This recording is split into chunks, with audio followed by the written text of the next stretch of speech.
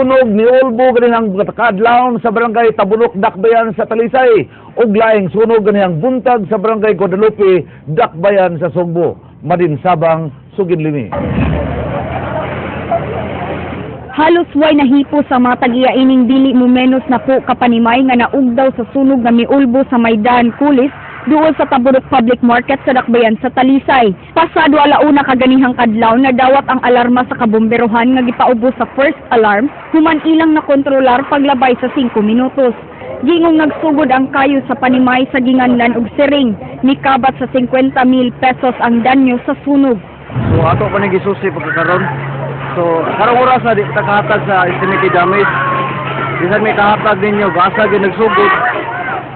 Og usay nung daslan. Nasunog karon. Wala siya tubaan, tindahan sa tubaan niya. Usually kagabi isarado na sila. Oh, kurente na sila kami, sir. Kami kurente, sir.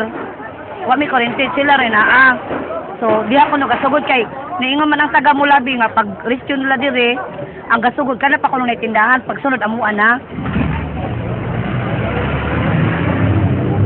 Nangaog daw ang mga motorsiklo nga gipaayo ining motorcycle shop sa may sitio Kainta, Ingles Virama sa barangay Guadalupe atol sa pag-ulbo sa kayo pasado alas 10 ganihang buntag. Lakip nga nasunog ang panimay nga tapad sa maong shop. Sud sa 10 minutos na kontrolar ang kayo. Gitabang atol sa sunog kining 92 anyos nga lolo kay wa kini dayon kagawa sa iyang panimay at tubangan sa nasunog nga shop. Matud sa tag-iya sa DVC Motorcycle Accessories, nga wa pa niya maablihi ang iyang shop. Iyang duda nga faulty electrical wiring ang gigikanan sa kayo. Iyang gibana-bana nga mukabat sa di mo menos 50,000 pesos ang danyos, wa pa ilabot ang mga motor nga gipaayo sa ilang shop. Ako din nga loss. Mga numbers yung mga pila ka. Gato lang i-number siguro. Gamay rang 50. Madin Sabang, News 5. Misad ang ahensya sa usa ka Sugbuanong OFW nga makauli na kini sa Pilipinas. Nagpatabang sa News 5 ang bana sa mga trabahante nga giingong giabusahan sa iyang amo dito sa Kuwait. Chinky Bargyo, Suginlimi.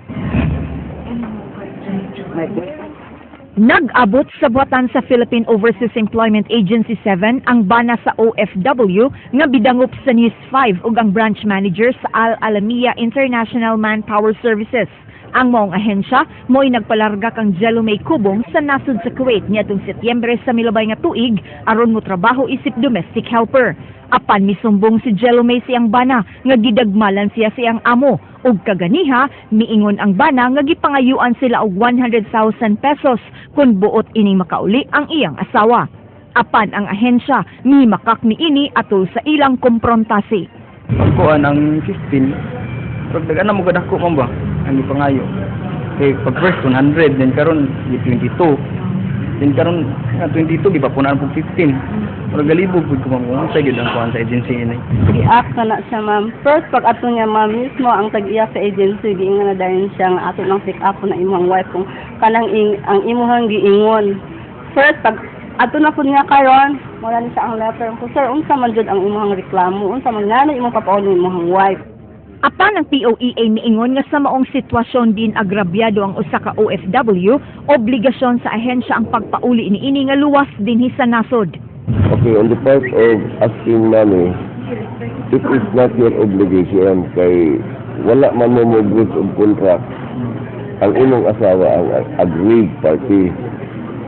So, dili ka ang mahadlo ka na kita na mo sell out o karta na sila man ang nakalapas sa kontrata. Maong nga kaganiha, gipahibaw sa branch manager sa Al Alamia nga makauli na ang asawa ni Kubong nga way bayran sa ilang ahensya. Magpasalamat pa ko maayo kung makauli jud akong asawa og sa TV5 mao gini una gid nga kuan akong pasalamatan og sa mga kuan nga ang TV5 yung nag-cover ang tanan o sila jud ang naka-inspire gid ako nga mo fight og ayo ani nga kuan. Okay. Sila ana, kung sila man gud ang pull out, sila gid ang kuan nga gipadulong sa ilahang transportation. Pero karon, akong hulaton sa ang amo ang madam, kay siya man ang mugasto ana. So meaning, wa nagi ang ngayang gastuhon ang kuan. Jinky Bargyo, News 5. Gipatinaw nga to sa non-teaching staff nga mga job order employees sa Talisay City College nga ang mayor sa Talisay ang bugtong adunay katungod sa pagpirma sa mga appointments sa syudad. Pipila sa mga job order employees mireklamo nga wala sila swelduhe taliwa sa ilang pag-insistel nga gi-appoint sila sa mga sakop sa Board of Trustees sa kolehiyo. Leslie Caminada Vistil, Suginlimi. Who are authorized to hire job orders in a local government unit? Nakapangutana niini ang Pangulo sa Budget Office sa Talisay City, diang miinsistera ang mga non-teaching staff nga job order employees sa Talisay City College nga siya gitudlo sa mga sakop sa Board of Trustees. Gipasabot na Edgar Mabunay nga ang mayor sa Talisay mo'y chairman sa Board of Trustees ug ang mayor is chief executive sa Dakbayan mo lang bugtong makapirma sa appointment ug kontrata sa usa ka job order employee. Giklaro ni Mabunay nga sila mga job order employees sa Dakbayan sa Talisay nga gi-assign sa Talisay City College. Who has the authority to hire job order in a local government unit? It is always been the chief executive. Kay job order man dili man na siya bisan pag butang pa na siya item or position or permanent na siya nga position or item. Ang authority to hire in a local government unit gid under sa ang mayor man yun. Kaniadto pagikisyon ang kontrata sa mga job order employees tungod kay dili ang mayor mao inipirma niini samtang ang City Hall mao ang nagsweldo kanila. Apan gisweldohan gyapon kini bisan sa depekto sa kontrata tungod kay gitrabahoan na kini. Gitambagan ni Mabunay ang mga job order employees sa pagdangop sa mayor alang sa ilang mga appointment. Nasayran nga dunay napirmahan nga mga appointment sa 8 ka job order employees. Kanang under man ang regulating body sa Talisay City College, the Board of Trustees lagi. Pero bahin na sa hiring sa job order, lahi na dili na ta mag-istorya na bahin og BOT baka or kuan. Kay ang kanang mga non-academic din ha sa Talisay City College, job order gina sila nga gi-detail sa Talisay City College.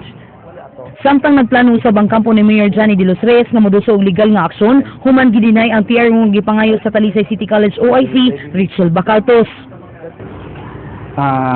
Magpreparar mig mga papilis no madali ni resolve ang kaso no mao na doon na nami huna-huna unsang mga papilisa ang among i-file sa korte pero di lang namo na isulti.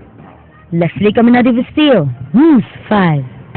Dini sa Subo sa ulugon ni Presidente Noynoy Aquino ang paghandom sa EDSA Revolution sunod semana. Mubisita sab siya sa amihan ng Subo aron duaw ang mga dapit nga gigusbat ni Bagyong Yolanda. King Perez, Suginlimi. Gikumpirmar ni Provincial Information Officer Ethel Natera nga mobisita si Presidente Noynoy Aquino sa Sugbo karong Martes. Duhang tumong sa Presidente sa pagbisita sa lalawigan. Una ang pagsaulog sa EDSA commemoration sa Capitol grounds. Kay dinhi ba yan nagtago si former President Cory Aquino, dinhi siya sa Carmelite monastery. So very important kayo ang Cebu. Tinguha sab sa Presidente ang pagtanaw sa rehabilitation efforts sa amihan ng Sugbo human sa Bagyong Yolanda. Diin iyang bisitahon ng lungsod sa Bantayan human sa kalihukan sa Kapitolyo. Naglaom si Natera nga magahina ng Sugbo sa gipangayong pondo alang sa rehabilitasyon.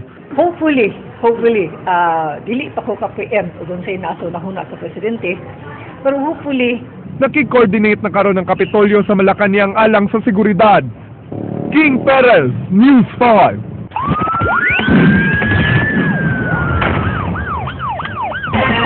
Nakaikyas gikan sa gihimong bypass operation sa Raid Sat 7 ang giyong level 2 drug pusher. Dulan sa 1 milyon pesos nga balor sa gituhang Cebu nakuha sa kapulisan. Ray Pasaporte, Suginlimi. Gibanaban ng 1 milyon pesos ang kantidad ining gituuhang Cebu nga nasakmit sa Regional Anti-Illegal Drugs Special Operation Task Group 7 atol sa gilusad nga bypass operation ganihang kadlawon sa Barangay Pitlos, Dakbayan sa Sugbo. Nakasibat ang target sa maong operasyon nga si Carlos D. Diyang gitunol na unta ang 15,000 nga budol money alang sa 1 medium pack nga Cebu daling nakadagan og mikatkat sa hagdanan nga gisanday na daan sa kural ug niambak sa bakanting luna. Si Carlos D. usa sa mga big players diri sa Cebu City na level 2 drug pusher nga dugay taon-taon sa ni Baligya. Iska po siya sir kay nasa exit dia sa Luyo ba ikat-kat siya nakadagan pa doon sa ngit-ngit. Nasikop hinuon kining duha ka mabdos nga mag-agaw nga silang Mary Rose Sumayang Sino, 20 anyos, taga Banilad, Mandawi City, ug Gisa Mesino, 24 anyos, taga Kasuntingan sa Dakbayan sa Mandawi.